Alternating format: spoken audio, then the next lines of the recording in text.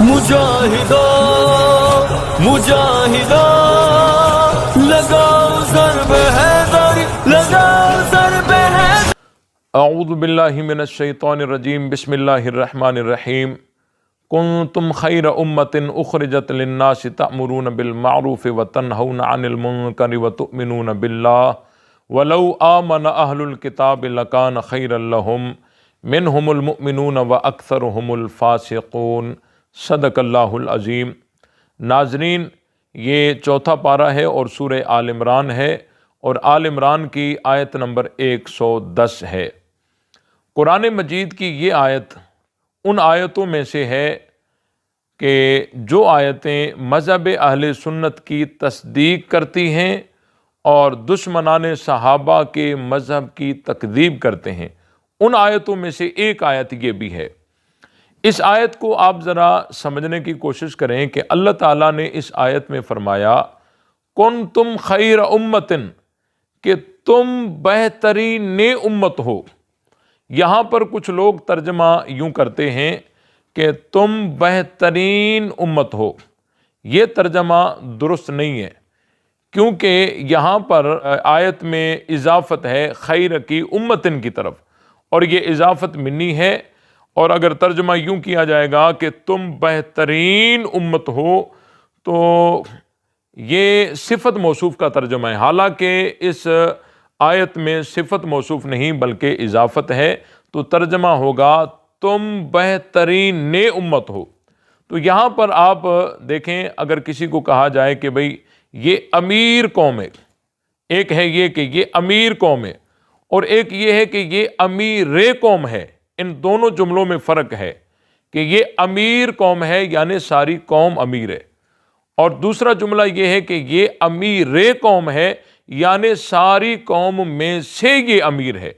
تو اللہ تعالیٰ نے یہاں فرمایا ہے کنتم خیر امتن، کہ تم بہترین امت ہو، یعنی ساری امت میں سے تم بہترین ہو۔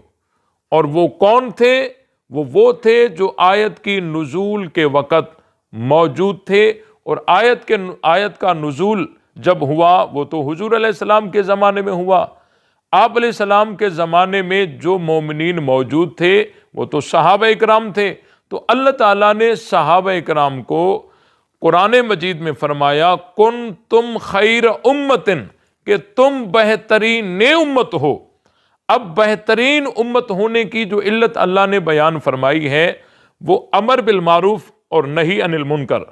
اب اگر امت میں سے کسی میں امر بالمعروف اور نہی عن المنکر اس میں آ جائے تو وہ بھی اس آیت کا مصداق ہو سکتے ہیں، لیکن بالتبع، اور جن کے لیے یہ قرآن کی آیت آئی ہے وہ حضور علیہ السلام کے صحابہ ہیں۔ اب اللہ تعالیٰ نے فرمایا کنتم خیر امتن، کہ تم بہترین امت ہو۔ اب دیکھیں کتنا لطف ہے قرآن کی اس آیت میں۔ اللہ تعالیٰ واضح فرما رہے ہیں کہ تم بہترین امت ہو۔ یہ تم کن کو کہا جاتا ہے؟ جو موجود ہوں یا جو غائب ہوں؟ تو یقیناً یہ تم ان کو کہا جاتا ہے جو موجود ہوں۔ تو اللہ تعالیٰ نے فرمایا تم بہترین امت ہو، اور ہم سب کا قرآن مجید پر ایمان ہے، قرآن کو لا ریب اور لا شک مانتے ہیں۔ اللہ تعالیٰ کی یہ کلام ہے، آسمان اپنی جگہ چھوڑ سکتا ہے، زمین اپنی جگہ چھوڑ سکتی ہے، لیکن اللہ تعالیٰ کی دی ہوئی خبر غلط ہو سکتی نہیں ہے۔ اللہ تعالیٰ نے جن کو بہترین کہا وہ بہترین تھے۔ اب یہ قرآن مجید کی تبلیغ ہے اور قرآن مجید کی تعلیم ہے، لیکن آپ ذرا مذہب شیعہ کو دیکھیں اور تعصب کی اینک اتار کر حق کو پہچاننے کی نیت سے اور غیر جانبدار ہو کر آپ ذرا مذہب شیعہ کو دیکھیں۔ مذہب شیعہ نے اپنے مذہب کی بنیادی کتابوں میں ایک بڑی فہرست اس چیز کی درج کر دی ہے کہ یہ صحابہ بہترین کہاں تھے، انہوں نے تو خلافت پہ قبضہ کیا، یہ بہترین کیسے؟ انہوں نے تو باغ فتح پہ قبضہ کیا، یہ بہترین کیسے؟ انہوں نے خاتون جنت کے گھر کو آگ لگائی، یہ بہترین کیسے؟ انہوں نے متے جیسی عظیم عبادت کو روک دیا، یہ بہترین کیسے؟ انہوں نے تراویح جیسے گناہ کو جاری کیا، یہ بہترین کیسے؟ کلمہ بدل دیا، آذان بدل دی، یہ بہترین کیسے؟ اب مذہب شیعہ کی تبلیغ، یہ ان کے مذہب میں چھوٹے چھوٹے بچوں کو بھی یہ سبق یاد کروایا جاتا ہے کہ صحابہ نے تو بڑے بڑے ظلم کیے، اور انہوں نے اپنی مذہب کی بنیادی کتابوں میں یہ ایک لمبی فہرست ڈال دی ہے کہ صحابہ بہترین کہاں تھے، لیکن قرآن کہتا ہے تم بہترین امت ہو۔ اب ہم اس طبقے کی مانیں یا قرآن کی مانیں؟ تو بات کھل کر سامنے آ گئی کہ مذہب تشیع کی جو تبلیغ اور تعلیم ہے یہ قرآن مجید کے بالکل الٹ ہے۔ قرآن ایک بات کرتا ہے اور مذہب تشیع دوسری بات کرتا ہے۔ اب یہاں پر آپ دیکھیں کنتم خیر امتن، کہ تم بہترین امت ہو، اللہ تعالیٰ نے جن کو بہترین کہا۔ اب اگر ہم صحابہ کرام کو ایک طرف ایک لمحے کے لیے درمیان سے ہٹا دیتے ہیں اور مذہب تشیع سے کہتے ہیں کہ تم بتاؤ، اگر تم صحابہ کو نہیں مانتے تو ہم ایک لمحے کے لیے صحابہ کو درمیان سے ہٹا دیتے ہیں اور پھر تم سے پوچھتے ہیں تم بتاؤ یہ کون سے لوگ ہیں جن کو اللہ نے بہترین امت کہا؟ اللہ تعالیٰ نے ہوا میں تیر تو نہیں چلائے نا، اللہ تعالیٰ نے جن کو بہترین امت کہا وہ کون ہیں؟ تو یقین جانیے مذہب تشیع نے یہاں جتنی کلا بازیاں کھائی ہیں نا، تو ان کے مذہب کے بطلان کے لیے وہ کلا بازیاں ہی کافی ہیں۔ تو یہاں وہ حیران اور پریشان ہو کر اور جواب دیتے ہیں اور پہلی کلا بازی کھاتے ہیں، کہتے ہیں کہ جی اس سے وہ لوگ مراد ہیں جو امام مہدی کے دور میں پیدا ہوں گے، امام مہدی کے دور میں پیدا ہوں گے، یہ وہ لوگ مراد ہیں، اللہ نے ان کو بہترین کہا۔ ناظرین، قرآن مجید کی اس آیت میں تمام کے تمام صیغے حاضر کے ہیں، کنتم، تأمرون، تنہون، تؤمنون، یہ سارے صیغے حاضر کے ہیں۔ تو یہ تو لغت اور اصول کے بالکل خلاف ہے کہ حاضرین میں سے کوئی ایک بھی نہ ہو اور مراد سارے غائبین لیے جائیں، یہ تو بالکل نہ لغت کے موافق ہے نہ اصول کے موافق ہے۔ تو اس سے تو وہ لوگ ہوں گے جو آیت کے نزول کے وقت موجود ہوں، جن کو اللہ تعالیٰ مخاطب کر کے فرماتا ہے کہ تم بہترین امت ہو۔ تو ہمارا مذہب شیعہ سے سوال ہے کہ اگر صحابہ نہیں ہیں تو کون ہے؟ تم بتاؤ۔ تو کہتے ہیں امام مہدی کے دور میں جو لوگ تھے وہ تو ہو نہیں سکتے، کیونکہ یہ تو موجودین کی بات ہے، غائبین کی تو بات ہی نہیں ہے۔ پھر وہ حیران اور پریشان ہو کر انہوں نے دوسری کلا بازی کھائی، انہوں نے کہا جی اس آیت سے مراد حضرت علی رضی اللہ تعالیٰ عنہ ہے۔ میں نے کہا بہت خوب، اب آئیے اس پہ ذرا تھوڑا تبصرہ کرتے ہیں کہ حضرت علی رضی اللہ تعالیٰ عنہ جو تم مراد لیتے ہو، تو حضرت علی تو اکیلے ہیں اور یہ صیغے تو سارے جمع کے ہیں، اور اللہ تعالیٰ نے یہاں کنتم خیر امتن کا لفظ امت کہا ہے اور سارے صیغے جمع کے ہیں، تو صیغے سارے جمع کے اور مراد واحد کیسے؟ اور اگر ہم اس بحث میں بھی نہ جائیں، ہم یہ بتانا چاہتے ہیں کہ ہم اہل سنت تو کہہ سکتے ہیں کہ اس آیت میں جہاں اور صحابہ ہیں وہاں حضرت علی بھی اس کا مصداق ہو سکتے ہیں، لیکن مذہب تشیع یہ نہیں کہہ سکتا کہ اس آیت میں حضرت علی مراد ہیں۔ کس طرح؟ کیونکہ تم نے جو حضرت علی کی تصویر امت کے سامنے پیش کی ہے وہ تو وہ پیش کی ہے کہ حضرت علی رضی اللہ تعالیٰ عنہ حضرت ابو بکر، عمر، عثمان رضی اللہ تعالیٰ عنہم اجمعین کے دور میں بھی، اور حتیٰ کہ جب حضرت علی کو علی کا دور خلافت آیا، علی کا لشکر تھا، حکومت ملی، اس دور میں بھی حضرت علی رضی اللہ تعالیٰ عنہ نہ بھلائی کا حکم کر سکے اور نہ برائی سے روک سکے۔ تم نے جو علی کی تصویر پیش کی ہے وہ تو یہ پیش کی ہے کہ حضرت علی کے ہوتے ہوئے خلافت پہ قبضہ ہوتا رہا، علی خاموش، باغ فدق پہ قبضہ ہوتا رہا، علی خاموش، خاتون جنت پر ظلم کیا گیا، معاذ اللہ، دروازہ گرایا گیا، گھر کو آگ لگائی گئی، اور معاذ اللہ حضرت فاطمہ کی پسلیاں توڑی گئیں، حضرت علی خاموش۔ تم نے جو حضرت علی کی تصویر پیش کی ہے وہ تو وہ پیش کی ہے کہ حضرت علی کے دور میں متے جیسی عظیم عبادت کو روک دیا گیا، تراوی جیسے گناہ کو جاری کیا گیا، کلمہ بدلا گیا، اذان بدلی گئی، قرآن بدلا گیا، تو حضرت علی تو خاموش رہے، اور قرآن بہترین امت انہیں کہتا ہے جو امر بالمعروف اور نہی عن المنکر کرنے والے ہوں۔ کنتم خیر امت اخرجت للناس تأمرون بالمعروف وتنہون عن المنکر، تم بھلائی کا حکم کرتے ہو اور تم برائی سے روکتے ہو۔ قرآن تو بہترین امت ان کو کہتا ہے جو بھلائی کا حکم بھی کرتے ہیں اور برائی سے روکتے بھی ہیں، اور تم نے جو علی کی تصویر امت کے سامنے پیش کی ہے وہ تو نہ بھلائی کا حکم کر سکے اور نہ برائی سے روک سکے۔ اور ہم اہل سنت کہہ سکتے ہیں اور بڑے فخر سے کہہ سکتے ہیں کہ اس آیت سے مصداق جہاں اور صحابہ ہیں وہاں حضرت علی بھی ہیں، لیکن تم نہیں کہہ سکتے۔ اور روضہ کافی میں بالکل پوری ایک لمبی روایت ہے، اس میں پورا اس کی وضاحت ہے۔ حضرت علی فرماتے ہیں کہ اگر میں سارے معاملے سیدھے کر دوں، لتفرق عنی جندی، میرا لشکر مجھ سے جدا ہو جائے گا، مجھے چھوڑ جائے گا، اسی لیے میں جو جہاں ہے ویسے میں نے چلایا ہے۔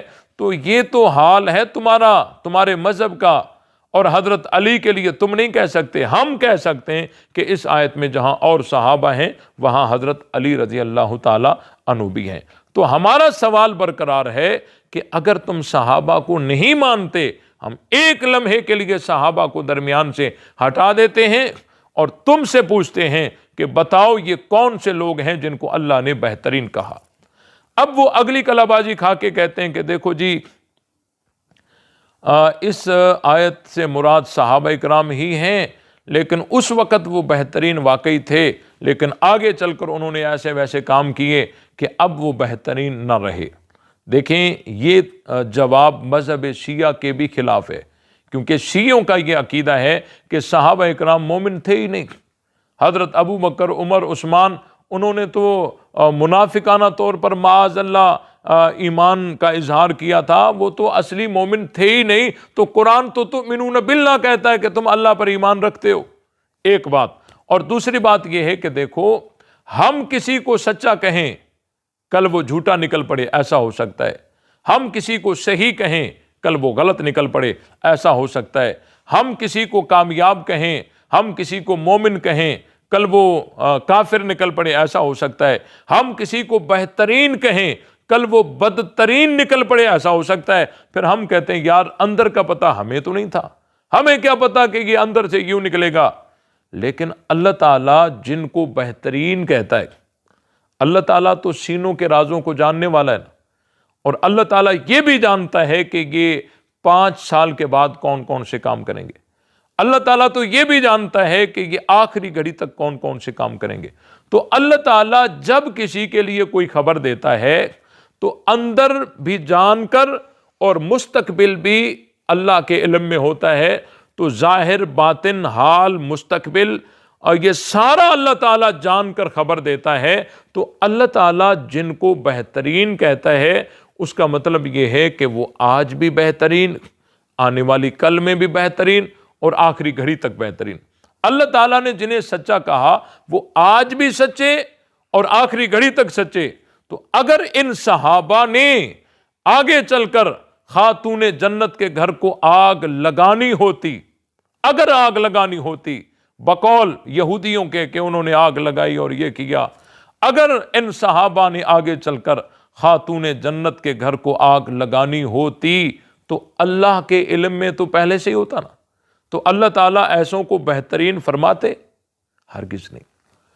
اگر ان صحابہ نے آگے چل کر باغ فدق پر ناجائز قبضہ کرنا ہوتا تو اللہ کے علم میں تو پہلے سے ہوتا نا۔ تو اللہ تعالیٰ ایسوں کو بہترین فرماتے؟ ہرگز نہ۔ لیکن اللہ تعالیٰ نے ان کو بہترین فرما دیا ہے۔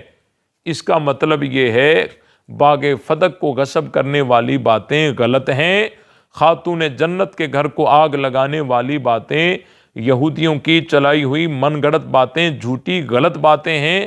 اگر یہ ایسا ہوتا تو اللہ ان کو بہترین نہ فرماتے، لیکن اللہ نے بہترین فرما دیا ہے۔ اس سے یہ بات واضح ہو گئی کہ یہ سارے الزام غلط ہیں اور قرآن سچا ہے۔ اللہ تعالیٰ نے فرمایا کنتم خیر امت بتاؤ اگر یہ صحابہ نہیں ہیں تو تم بتاؤ یہ کون ہیں؟ تو بالآخر وہ اپنے اسی اصل عقیدے پر آ گئے اور انہوں نے یہ کہہ دیا کہ یہ آیت جو ہے یہ درست نہیں ہے۔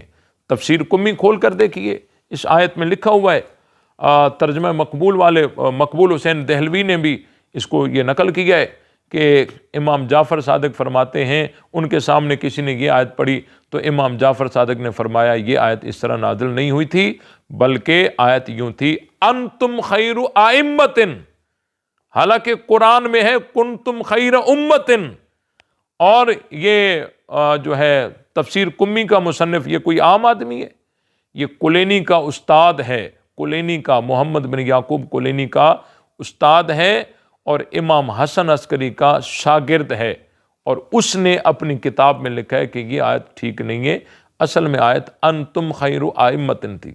تو دیکھیں، آپ تعصب کی اینک اتار کر دیکھیں کہ مذہب شیعہ پر چلنے کے لیے جب تک قرآن کو غلط نہیں کہتے اس وقت تک مذہب شیعہ پہ چلا نہیں جاتا، اور اگر ہم مذہب شیعہ پہ چلتے ہیں تو قرآن کی اس آیت کو ٹھیک کہہ سکتے نہیں ہیں۔ تو اسی لیے میری یہ ناظرین سے گزارش ہے کہ تم ذرا سوچو کہ کہیں ایسا تو نہیں کہ حب اہل بیت کا سبز باغ تمہیں دکھا کر اور تمہیں کسی گمراہی میں تو نہیں دھکیلا جا رہا۔ آج دیکھیں جو لوگ تمہیں بھڑکاتے ہیں حضرت ابو بکر، حضرت عمر، حضرت عثمان پر، اور گالم گلوچ، تبرہ بازی اور جھوٹی من گڑت یہودی روایات لا کر اور تمہارے ذہنوں کو خراب کرتے ہیں، جس حضرت ابو بکر صدیق رضی اللہ تعالیٰ عنہ پر تم زبان درازی کرتے ہو، ان کو برا بھلا کہتے ہو، اس صدیق اکبر کے ہاتھ پر حضرت علی نے بیعت کی، 2.5 سال پیچھے نماز پڑھی، اپنے بیٹے پر نام ابو بکر رکھا۔ اب آپ بتائیں کہ ہم اس مذہب کی مانیں یا حضرت علی کی مانیں؟ جس حضرت عمر پر یہ لوگ بھونکتے ہیں، حضرت علی نے اسی عمر کے ہاتھ پر بیعت کی، 10 سال پیچھے نماز پڑھی اور اپنے بیٹے پر نام عمر رکھا، اور اپنی بیٹی ام کلثوم حضرت عمر کو نکاح میں دے دی۔ اب ہم اس مذہب کی مانیں یا حضرت علی کی مانیں؟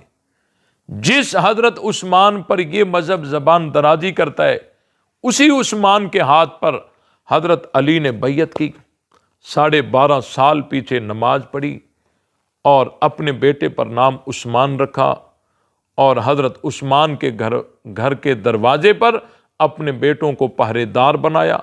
اب آپ بتائیں کہ ہم اس مذہب کی مانیں یا حضرت علی کی مانیں؟ یہ کتنے پیار اور محبت کی بات ہے کہ بیٹا علی کا ہے نام ابو بکر ہے، بیٹا علی کا ہے نام عمر ہے، بیٹا علی کا ہے نام عثمان ہے۔ ایک کہنے لگا دیکھو جی ابو بکر عمر عثمان تو اور بھی تھے نا عرب میں، حضرت ابو بکر عمر عثمان صرف یہ تھوڑی تھے، ابو بکر تو عرب میں اور بھی تھے، عمر تو عرب میں اور بھی تھے، عثمان تو عرب میں اور بھی تھے، تو حضرت علی نے انہی کی نسبت اپنے بیٹوں پر نام رکھے۔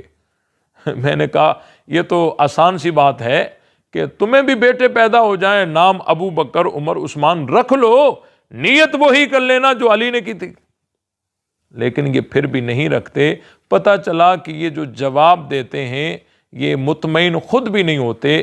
اسی لیے میری آپ سے گزارش ہے کہ آپ ذرا سوچیں، تھوڑا نہیں پورا سوچیں کہ مذہب اہل بیت یہ کون سا مذہب ہے۔ میں آپ کو بتاتا ہوں، مذہب اہل بیت ہی مذہب اہل سنت ہے، اور مذہب اہل سنت ہی مذہب اہل بیت ہے۔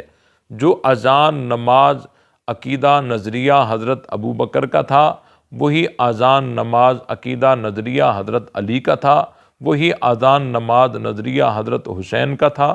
یہ سب کا دین ایک تھا، اور سب کی اذانیں ایک تھی، سب کی نمازیں ایک تھی، اور یہی مذہب اہل سنت ہے۔ اور جو مذہب اہل سنت ہے وہی مذہب اہل بیت ہے، اور جو مذہب اہل بیت ہے وہی مذہب اہل سنت ہے۔